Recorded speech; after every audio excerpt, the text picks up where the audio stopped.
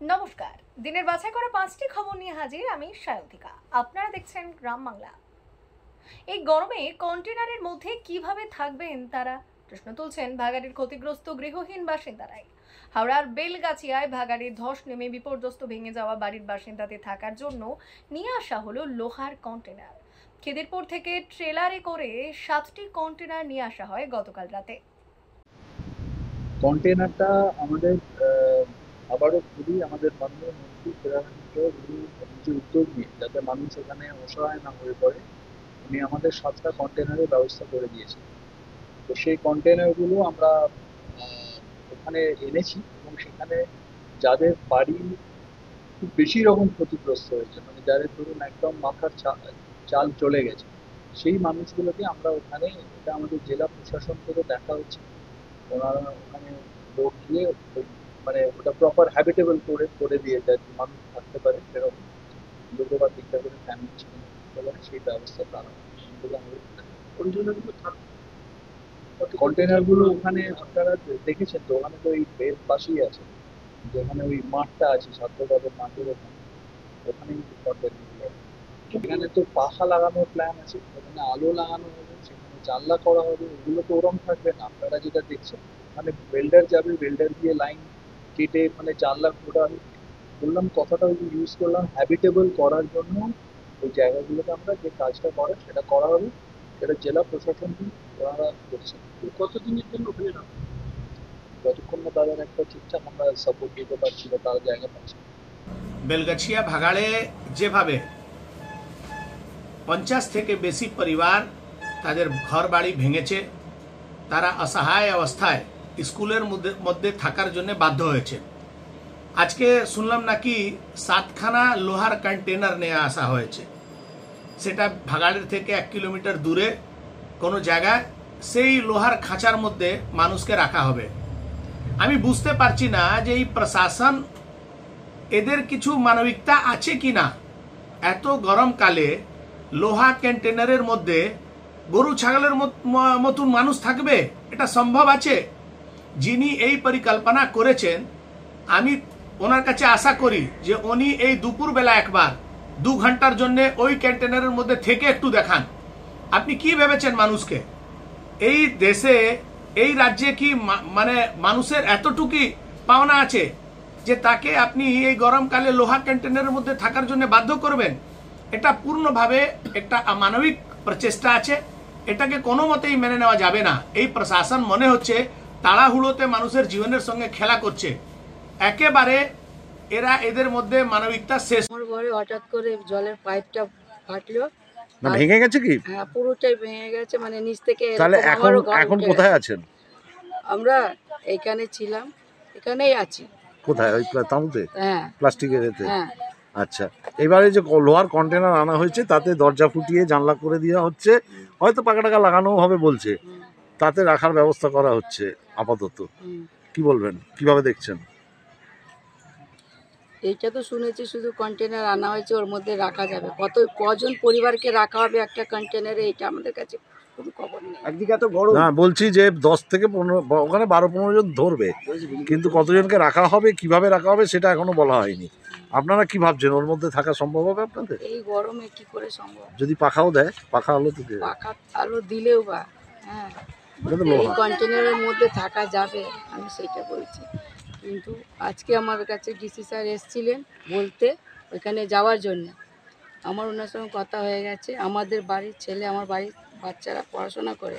Recently 28 তারিখে আমার মেয়ের পরীক্ষা। একটু এগিয়ে আসুন তো, ছাওয়া পড়ছে মুখে। আমার মেয়ের কলেজে পরীক্ষা, ছোট মেয়ে। বড় একটা মেয়ে 25 বছর মেয়ে। ওই কন্টেনারে 5টা পরিবারের সঙ্গে আমি ইয়াং মেয়েকে রাখতে পারি না, এটা খুব দায়িত্বের ব্যাপার। হ্যাঁ, আমি ওই জন্যে নিজের আত্মীয় স্বজনের বাড়িতে মেয়েকে পাঠিয়ে দিয়েছি। ডিসি সাহেব কি বললেন শুনে? ডিসি সাহেব শুনে বলেছেন ঠিক আছে, বলেছেন আপনি এ ঘরে থাকবেন না।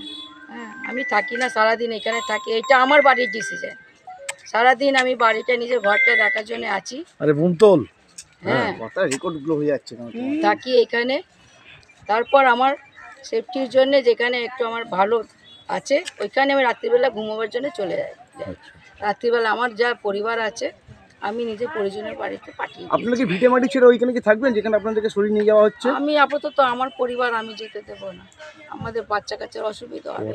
এখান থেকে এক পরিবারে একসঙ্গে ঘুম, চান, খাওয়া, তারপরে সকালবেলা স্কুল যাওয়া, মর্নিং স্কুল বাচ্চাদের, 6টার সময় স্কুল যাওয়া, ওই কন্টেনার থেকে কি সম্ভব? মানে আপনারা চাইছেন আপনারা এখান থেকে যাবেন না?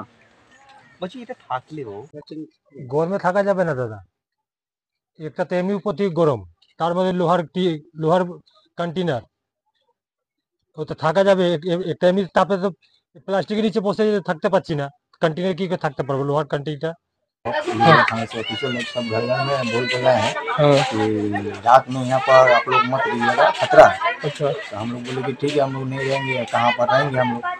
तो बोला आप लोगों के लिए छात्र दल क्लब है, उस क्लब में आप लोगों को व्यवस्था किया गया है, तो आप लोग रात में उस क्लब में जाके रहिएगा। तो हम लोग कंटेनर के बारे में कुछ बताया गया अभी तक नहीं बताया गया।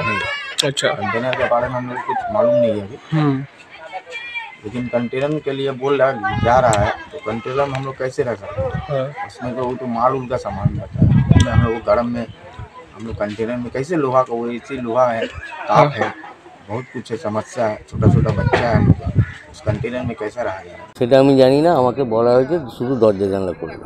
আচ্ছা, আমাকে এক একটা কন্টেনারে কটা করে দরজা কটা করে জানলা হবে? মোটামুটি 8টা জানলা হবে আর 2টো করে দরজা। একটা দরজা তো এক্সিস্টিং আছে, আরেকটা অন্য সাইড। ব্যবস্থা করা হবে ভিতরে? আর কিছু বলা হয়নি আমাকে। কতজন থাকতে পারবে ভিতরে মোটামুটি? 200 স্কোয়ার ফুট আছে মোটামুটি। ধরুন এক একজন যদি আমরা জেনারেলি 12 স্কোয়ার ফুট ধরি, 15ই ধরুন, মোটামুটি 15 জন মতো থাকা যেতে পারে, 12 থেকে 15 জন। 7টা কন্টেনার এসছে, আরো কি আসার কথা রয়েছে সেটা আমি বলতে পারবো না। শুধু কি দরজা জানলা না তার সঙ্গে আলো পাখা? হ্যাঁ, সেগুলো আমি জানি না, আমি সিভিলের, সেই জন্য আমাকে শুধু দরজা জানলা। আপনার নাম এবং ডেজিগনেশনটা? আমি executive engineer, PWD. Thank you. আপনার নাম? প্রসেনজিৎ সরকার। আসছি পরবর্তী খবরে। রাস্তা, জল এবং আলোর দাবিতে পথ অবরোধ হাওড়ায়। এবার রাস্তা, জল এবং আলোর দাবিতে পথ অবরোধ হাওড়ায়। হাওড়ার ডোমজোর বিধানসভার অন্তর্গত চকপাড়া আনন্দনগর গ্রাম পঞ্চায়েত এলাকায় অবস্থিত একটি বিদ্যালয়ের অভিভাবক, ছাত্রছাত্রী এবং ওই অঞ্চলের গ্রামবাসীরা তারা মিলে বুধবার সকালে ওই অবরোধের ডাক দেন। তাদের অভিযোগ, আনন্দনগর গ্রাম পঞ্চায়েত দপ্তরে বারবার অভিযোগ জানিয়েও কোনো রকম সুরাহা মেলেনি, তাই বাধ্য হয়েই এই আন্দোলন বলে দাবি তাদের।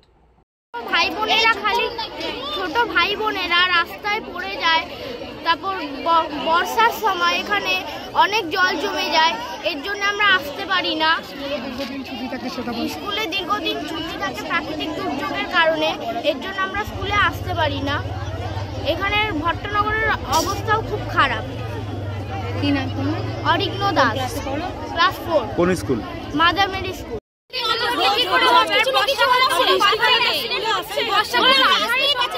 স্কুলে তো আমাদের আসতেই হবে, এখানে তো ডেলি কামাই করা যাবে না, এখানে তো আমাদের আসতেই হবে। এই ব্যবস্থা না হলে কি করে চলবে বলুন? আজকে এত ভালো একটা স্কুল, এত ভালো স্টুডেন্টরা, এইটুকু তো প্রশাসনের উচিত যে এই রাস্তাটুকু যাতে বাচ্চাগুলোর মুখ দেখে একটু ঠিক করা হয়, কারণ স্কুলে নিয়মিত অ্যাক্সিডেন্ট হচ্ছে, প্রতিনিয়ত বাচ্চারা অ্যাক্সিডেন্ট হচ্ছে, বাচ্চাদের প্রচন্ড পরিমাণে অসুবিধা হচ্ছে। মানে বর্ষাকালে সারা বছর জল থাকে, শুধু এই কয়েকটা দিন জল থাকবে না, এরপরে আবার জল।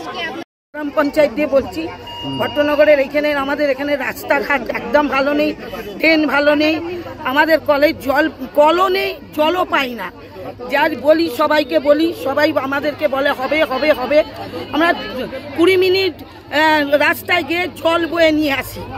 একটা মানুষের যদি অসুখ করে, টোটো অ্যাম্বুলেন্স কেউ আসছে না, বলছে তোমাদের এখানে রাস্তায় রাখো, তোমাদের এখানে কি করে আমরা যাব? রুগী বাড়িতে মরে যাচ্ছে।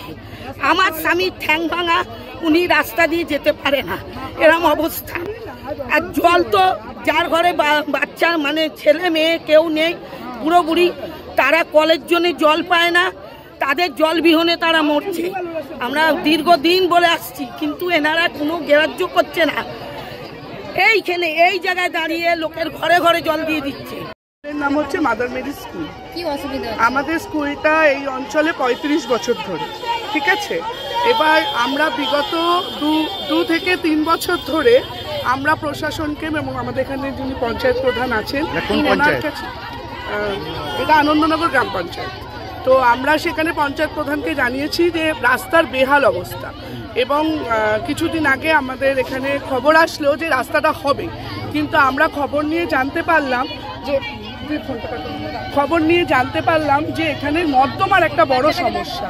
কারণটা হচ্ছে এখানে প্রচুর জল জমে, বর্ষাকালে প্রচুর জল জমে। এবার এই পজিশনটা হচ্ছে উঁচু, ঠিক আছে, এবার এদিকে কোনো নর্দমা নেই, কিন্তু ঢালটা আমাদের এদিকটাই। দেখুন, আমি কিন্তু এখানকার বাসিন্দা নয়, আমি একটা স্কুলের তরফ থেকে এটা আমি আর্জি জানাচ্ছি যে এবার ঢালটা যখন এদিকে, তাহলে টোটাল জলটা এদিকে দাঁড়ায়। এবার আমাদের স্কুলে 2 বছর থেকে 10 বছর অবধি বাচ্চা পড়ে, প্রতিদিনই মোটামুটি বাচ্চা পড়ে যাচ্ছে, কেটে যাচ্ছে, হাত ভেঙে গেছে, আমরা এটাও খবর দিয়েছি। Simla pal bajaচ্ছে অটোমোবাইল দিচ্ছে বাম্পার অফার, অফার মানে বাম্পার অফার। বাইক নিতে চাইলে দেরি কেন, 5 লিটার পেট্রোল, হেলমেট তো পাবেনই, আরো যে কোন একটি বাম্পার গিফট, এক্সট্রা 3টে ফ্রি সার্ভিসিং, 5 বছরের ওয়ারেন্টি ছাড়া স্পেশাল ক্যাশ ডিসকাউন্ট, আরো অনেক কিছু। তাই আজই যোগাযোগ করুন আমাদের ঠিকানায়। নজর রাখছি পরবর্তী খবরটিতে। আরপাড়ায় ভাগাড়ের আবর্জনা ফেলতে এসে বাসিন্দাদের বাধার মুখে পৌরসভা। হাওড়ার জগাছা আরপাড়ায় বেলগাছিয়া ভাগাড়ের ময়লা আবর্জনা ফেলতে এসে স্থানীয় বাসিন্দাদের বাধার মুখে পড়ল পুরসভার গাড়ি। বুধবার সকালে এই ঘটনা ঘটে। আবর্জনা ফেলা নিয়ে ওই এলাকায় তীব্র উত্তেজনার সৃষ্টি হয়। বেলগাছিয়া ভাগাড়ের বদলে জগাছার আরুপাড়া এলাকায় ময়লা ফেলার সিদ্ধান্ত নেয় পুরসভা। আজ সেখানে আবর্জনা ফেলতে গেলে এলাকার মানুষজন বাধা দেন, আটকে দেন ময়লা ফেলার গাড়ি। ময়লা ফেলা পুরোপুরি বন্ধ করে দেওয়ার ফলে উত্তেজনা ছড়ায় ওই এলাকায়। হাওড়া পুরসভা তো ফেলিওর। আজকে একটা কথা বলুন, আপনি গাড়ি নিয়ে যাবেন হাওড়ার পাশ দিয়ে, সামান্য একটা ময়লার উপচে যাচ্ছে, সেটাকে তোলার লোক নেই। একটা বিয়ে বাড়ি আশেপাশে হলে এত ময়লা হয়ে যায়। আজকে যখন আমরা বারবার লিখছি যে ডেঙ্গু মশা সেখান থেকেই ছড়াচ্ছে, আজকে যদি এখানে বড় হয় তাহলে গোটা এলাকাটা কি হবে? যেখানে মানুষ, ওখানের মানুষ হচ্ছে ভাগাড় দেখে বাস করতে গেছিল, কিন্তু এখানের মানুষ ভাগাড় দেখে আসেনি। আর একটা ভাগাড় হওয়া মানে সেটাকে শেষ করা যায় না। মানুষকে 1971-72 সাল থেকে ঠকানো হচ্ছে, কারণ এইখানে 700 টাকা 67 টাকা জমি সরকার অধিগ্রহণ করেছেন সার ফ্যাক্টরি করে বলে। আজকে 2025, আজ পর্যন্ত এখানে সার ফ্যাক্টরির কিছু হলো না, কিন্তু এইভাবে যে ঠকালো, এই জমিগুলোকে একবার করে রেখে দিল, এই জমিটাকে কোনো উন্নয়ন কাজে লাগালো না। এইবার এসছে পাড়াতে ভ্যাটটা নিয়ে আসতে। ভালো কথা, ভ্যাট হবে 150 দিনে, ওনারা বলছেন 1.5 মাসের জন্য। 1.5 মাসের পর যারা বলছেন, এই পাড়ার লোককে কিছু একটা লিখিত দিতে হবে তো, যে হ্যাঁ আমরা 1.5 মাসের পর উঠে যাব, নাহলে আপনারা এখানে কার ওপর ভিত্তি করে এনারা রাখতে দেবেন? হাওড়া পুরসভা ব্যর্থ, হাওড়া পুরসভা ব্যর্থ। কেএমডিএ উন্নয়ন, পুরমন্ত্রী পরিষ্কার বলেছেন, পুরমন্ত্রী পরিষ্কার বলেছেন ময়লা যদি ভাগাড়ে ময়লা ফেলতে হয়, ভাগাড়ে ময়লা ফেলতে আপনার বৈদ্যবাড়িতে এবং ধাপায় এই মাল পাওয়ার কথা। হ্যাঁ, এখানে হতে দেবো না, আন্দোলন চলবে, এখানে কোনো ময়লা ফেলা যাবে না। নজর রাখছি আসানসোলের একটি গুরুত্বপূর্ণ খবরের দিকে। সরকারি জমি দখল এবং পৌর নিগমের অনুমতি ছাড়াই জমি কারবার, ব্যবসা করার অভিযোগ উঠল একটি বেসরকারি সংস্থার বিরুদ্ধে। এমনটাই অভিযোগ তুললেন আসানসোল পৌর নিগমের 102 নম্বর ওয়ার্ডের কাউন্সিলর সৌরভ মাঝি। বিরুদ্ধে বেআইনিভাবে জমি দখলের অভিযোগ আপনি অভিযোগ জানিয়েছেন, কি তার বিরুদ্ধে কি অভিযোগ হয়েছিল? আমি আমার এখানে কাউন্সিলর এই ওয়ার্ডের আমি জিতে এসেছি প্রায় 3 বছর হলো, এবং ওনাদের প্রজেক্টটা প্রায় আমার কাউন্সিলর হওয়ার আগের থেকে প্রজেক্ট। আমি যতটুকু দেখেছি, আমার সামনে একটা আগের বছর একটা বৃষ্টির ভালো প্রকোপ হয়েছিল, ওটা পশ্চিমবঙ্গে সেই তার প্রকোপটা হয়েছিল। সেই বৃষ্টির সময় দেখেছি পুরো প্রজেক্টটা জলাভূমির ওপর তৈরি, পুরো প্রজেক্টটাই, এবং সঙ্গে ওনারা সরকারি ভেস্টেড ল্যান্ড দখল করে এখানে কনস্ট্রাকশন করছেন। এবং 714 আপনার 714, তারপর 649 বাটা 796, এই প্রায় 2 থেকে আড়াই বিঘা জমি, সরকারি জমি ওরা দখল করেছে এবং তারপর কনস্ট্রাকশন করছেন। আর পুরো জমিটাই জলাভূমির উপর। আমি চাই না যে ভবিষ্যতে আমাদের লোকাল মানুষ বা লোকাল জনতা যারাই আছে ওখানে, যারাই জমি কিনে ঘর করবেন ভেবেছেন, তারা কোনোরকম কোনোভাবে অসুবিধায় পড়ুক। পৌর আধিকারিককে জানিয়েছেন? আমি এই ব্যাপারটা আমি আমার কর্পোরেশনের আমাদের মেয়র সাহেব ওনাকে জানিয়েছি এবং ওনাকে চিঠি দিয়েছি, এবং অসংখ্য ধন্যবাদ জানাই আপনার মাধ্যমে মেয়র সাহেবকেও, যে উনি অলরেডি ইনভেস্টিগেশন শুরু করেছেন, এবং কর্পোরেশন থেকে যেসব ইঞ্জিনিয়াররা, অ্যাসিস্ট্যান্ট ইঞ্জিনিয়ার রয়েছেন, ওনারা অলরেডি ইনভেস্টিগেশন শুরু করেছেন। এবং ওনারা যা দেখলাম, ওনারা বাউন্ডারি ওয়াল যেগুলো করেছেন, পুরো বাউন্ডারি ওয়ালটাই করেছেন পুরোপুরি ইনলিগালি। এবং ওনারা মাস্টার প্ল্যানও নেয়নি কর্পোরেশন থেকে। শুনছি এডিডিএর ওরা মেবি 41 বিঘার উপর কাজ করছেন 99 group of companies, maybe Sam Pandey ওনার অনার। তো উনি মাত্র 10 বিঘা জমির উপর মাস্টার প্ল্যান নিয়েছেন, তাও আবার এডিডিএ থেকে, কর্পোরেশন থেকে কোনোরকম কোনোভাবে পারমিশন নেয়নি। আমি আপনাদের মাধ্যমে এটাই বলতে চাই যে ভবিষ্যতে যাতে আমাদের ওয়ার্ডের পাবলিক এবং আমাদের কুলটি বা আসানসোলের যেসব পাবলিকই ওখানে জমি কিনবেন তারা যেন কোনোভাবে অসুবিধায় না পড়ে। হ্যাঁ, আমি ডিএম এডিএম এলআর দুজনকে জানিয়েছি এবং এডিএম এলআরও কর্পোরেশনকে অলরেডি একটা চিঠি করেছেন এবং আমাকেও একটা চিঠি দিয়েছেন যে ইমিডিয়েট অ্যাকশন নেওয়ার জন্য। মুখ্যমন্ত্রী যেখানে বারবার বলছে সরকারি জমি দখল করা যাবে না, সে আপনার ওয়ার্ডেই জমি দখল হয়েছে, কোথায় কোথায় সরব হয়েছে? দেখুন, যারা এইসব কাজ করে এবং যারা জমি মাফিয়া আছে তারা কোনোভাবে কিছু মানতে চায় না এবং আমি আপনাদের মাধ্যমের কাছে প্রশাসনের কাছে অনুরোধ রাখবো যাতে ভবিষ্যতে এরকম কোনো জমি মাফিয়া এসে পরে কোনো এলাকাতেই যাতে কোনোভাবে মাতব্বরি না মারতে পারে, তার জন্য প্রশাসনকে এই দিকে দৃষ্টিপাত করতে অনুরোধ জানাবো। ওইখানে ইলিগাল ভাবে জমিটার মধ্যে কন্ট্রাকশন করা হচ্ছে, কি বলবেন? না, আমাকে অলরেডি ফোনে জানিয়েছিল, আমি সাথে সাথে ডিপার্টমেন্টকে বলেছি দেখে নেওয়ার জন্য, যদি ইলিগাল হয় যা আইনি পদক্ষেপ আছে তাই ব্যবস্থা হবে। এটা কোনো নতুন ব্যাপার নয়, পুরো কুলটিতেই বিএলআর এর নজরের সামনেই পুরো কুলটিতে জমির নয় ছয় হচ্ছে। জমি মাফিয়াগুলো অন্য গরিব লোকের যারা রেসিস্ট করতে পারবে না ওদের জমি কেড়ে নিজের নামে নিয়ে সব বিক্রি হচ্ছে, আর 99 গ্রুপ করছে, সেটা ঠিকই বলেছে। যদি ওরা করে থাকে, ইসিএল এ করে থাকে, I will tell the ECL authority to take their action. আর পুরো কুলটিতেই, পুরো কুলটি কি বলো, পশ্চিমবাংলায় ল্যান্ড গ্র্যাবিং একটা বিজনেস আছে। গরিব লোকের জমিটা কেড়ে নাও, বড় লোক ওই জমিকে 10 গুণ 20 গুণ 100 গুণ দামে বিক্রি করে। এটা is continuous process in West Bengal. তো ওনার আঘাত লেগেছে, ওনার পাশের জায়গা আছে এই জন্য আঘাত লেগেছে বলেছেন ভালোই করেছেন, কিন্তু এটা প্যান বাংলার কথা। পুরো কুলটিতে আমি দেখতে পাচ্ছি, কুলটিতে জায়গা জায়গা জায়গা জায়গা এটা করে বেড়াচ্ছে। We had told the DLRO আমরা বৃহৎ আন্দোলনে কিছুদিন পরেই নামবো, যাতে এই আমরা বরদাস্ত করতে পারবো না। পশ্চিমবাংলার গরিব মানুষের জমি কেড়ে বড় বড় লোক ল্যান্ড মাফিয়া ওটা তুলে বিক্রি করবে। রিপোর্ট দিব। আচ্ছা, যে কি হয়েছে না হয়েছে ডিএলও স্যার ওনাদেরকে বললাম যে আপনার ডিএলও স্যার দেখা করুন। কি পেলেন আপনারা, কি পেলেন এখন প্রাইভেট পর্যায়ে? প্রাথমিক মনে হচ্ছে যে 5টা 714 উপর করেছে প্রাথমিকভাবে, যেটা মনে হচ্ছে। আর যেটা অফিস না, অফিসটা 714 এখন প্রাথমিক মনে হচ্ছে না, তবুও আমরা আরেকবার দেখবো, যেহেতু এটা কমপ্লেন হয়েছে আমরা আরেকবার দেখে। আপনারা তো বিএলআর থেকে এসেছিলেন? হ্যাঁ, বিএলআর থেকে এসেছি, আরেকবার নিশ্চয়ই আবার জয়েন্ট সভা নিজেরাই করি, প্রাথমিক দেখে তারপর। মানে ওই পাঁচিলটাই আপনারা আপাতত আমাদের যেটা আজকে প্রাথমিকভাবে মনে হলো 714টা পাঁচিলটা যে করবে সেটা 714 বেস্টের জমির মধ্যে করেছে, বেস্ট জমি 714 বেস্ট জমি। আর যে অফিসটা করেছে সেটা অফিসটা এখন পর্যন্ত আমাদের আজকে মনে হলো নয়, কিন্তু আমরা আরেকবার ইনকোয়ারি করি, মানে এটাকে আরেকবার ইনকোয়ারি করে ফাইনাল রেজাল্ট রিপোর্ট আমরা বিএলও স্যারকে দেবো। বিএলও স্যার আমাদের যে কাউন্সিলর যিনি রিপোর্ট ইয়ে করেছেন তাকে দিবেন বা বিএলও স্যারকে দেবেন।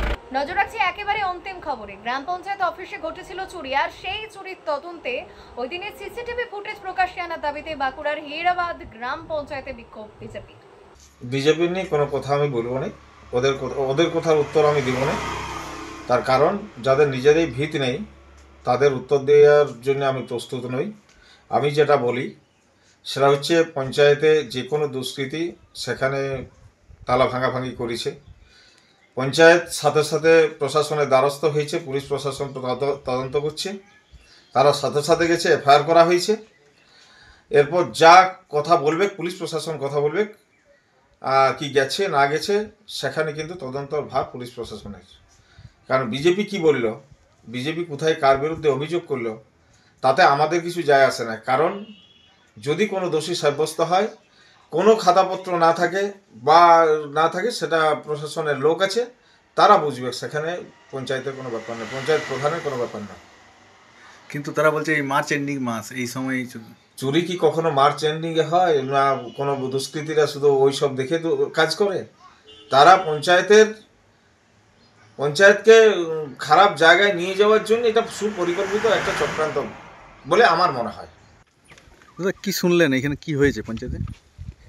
গত 23 তারিখে পঞ্চায়েতে তালা ভেঙে লোকার্তকার ভেঙে কিছু কাগজপত্র হয়তো গেছে। সেই মার্চ মাস অডিটের সময় পঞ্চায়েতে হিসাব আয় ব্যয়ের হিসাব জমা দেওয়ার সময় আমাদের আশঙ্কা যে কেন্দ্রীয় স্কিম যেগুলো 14 ফিনান্স 15 ফিনান্স বিভিন্ন স্কিমে যে গ্রাম উন্নয়নের জন্য যে টাকাগুলো আসে পঞ্চায়েতে, সেই জায়গায় তাদের খামতি আছে, দুর্নীতি আছে। তাই সেই দুর্নীতি মানে সেই যাতে হিসেব সঠিকভাবে দেখাতে তো তারা পারবে না। তাই আমাদের আশঙ্কা যে তারা হয়তো নথি লোপাটের একটা চক্রান্ত নিজেরাই করেছেন। বা গত পঞ্চায়েতের আমরা যদি দেখি, গত পঞ্চায়েতে এটা তৃণমূল পরিচালিত পঞ্চায়েত, গত পঞ্চায়েতে দেখেছিলাম প্রধানের এগেনস্টে যিনি প্রধান ছিলেন তার এগেনস্টে তৃণমূলের দলেরই যারা অন্যান্য সদস্য ছিল তারা অনাস্থা এনেছিলেন। আবার এখনও শুনছি যে তাদের মধ্যে একটা নিজেদের অনৈক্য আছে, হিসাব দেওয়া নেওয়া, কাজকর্ম হিসাব দেওয়া নেওয়া এসব ব্যাপার আছে। তাই এটাও হতে পারে। আমরা সম্পূর্ণটা আমরা প্রশাসনের কাছে জানিয়েছি যে সঠিকভাবে তদন্ত করে, এটা জনগণের পঞ্চায়েত, এখানে কি হচ্ছে না হচ্ছে জানার অধিকার প্রতিটি মানুষের আছে।